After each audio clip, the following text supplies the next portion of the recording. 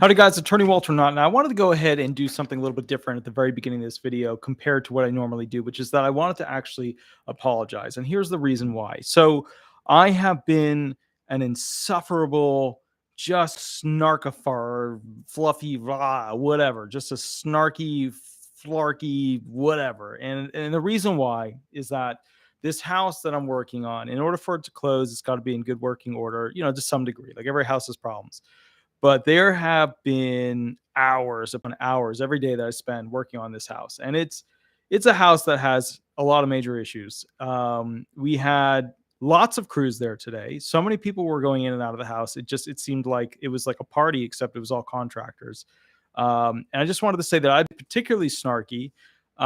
So the reason I'm doing this video is that on Friday I received a phone call where the individual said to me, "Hey, just a heads up. I live way out in the country, away from essentially the geographic location of the CDI, the Cooperative Disability Investigation Program's actual unit, right? And there's a map. It's basically like capitals mostly where all the CDI units are. So the person said to me, "Hey, Attorney Hnot, I'm good. I got this." Oh, William Randall. Thank you. I really appreciate it. Thank you for the $20 donation. I really appreciate it. And I just wanted to apologize to everybody. If you've noticed me last Thursday being particularly snarky, I'm just going through it right now. I tore my shoulder about a month ago. And because I'm buying this house, I'm in this, like, I pay for health insurance, but I can't afford to actually get treated because my health insurance is like $600 something a month. It's just stupid. Like, that's unbelievable. But point is, anyways, this guy called me and I felt bad after it. And I tried to call him back and he didn't pick up the phone. And I felt bad about it. But what happened was he was like, "Man, I got this amazing thing. I'm in the woods. I'm way away from their headquarters. They're never going to be able to find me." And what I said to him was, cool, man. Because we get a lot of phone calls during the week. My response was, "Cool, man." And I said, "Well, that's great, man. Sounds good. Sounds like you got your answer." And I didn't answer his question with my knowledge. And instead, I was just like, "I don't want to deal with this. I'm too tired. I need a nap. Here we go." So anyways, if that guy's listening, my apologies.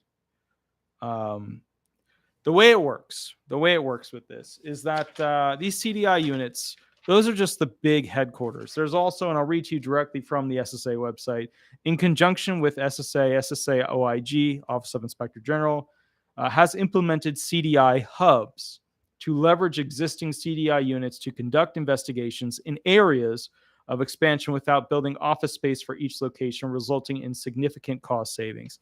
They're all over the place. It's not just the capitals where they have their main thing. They're all over the place. Now, once again, I'm doing this video first of the 3 that I normally do because, once again, I was being snarky, and I want to apologize. Person, I'm not going to say their name. They already deleted what they said. Said, "How does Social Security place the tracking device / camera on your car, and how do they know what car is yours, and how do they know what you look like? Mainly, if you don't have social media or your family doesn't have social media. I feel like a lot of this crap isn't true." That's what the person said. Now, normally, I would either not respond or I would respond with a very, understanding response. But instead, I responded with, "The car's registered to you. They have access to your ID photos, arrest photos, etc. They have access to your bank accounts, auto filings, property ownership, and they hire detectives who live and breathe identification. I'm kind of surprised that you would think that this information is not true."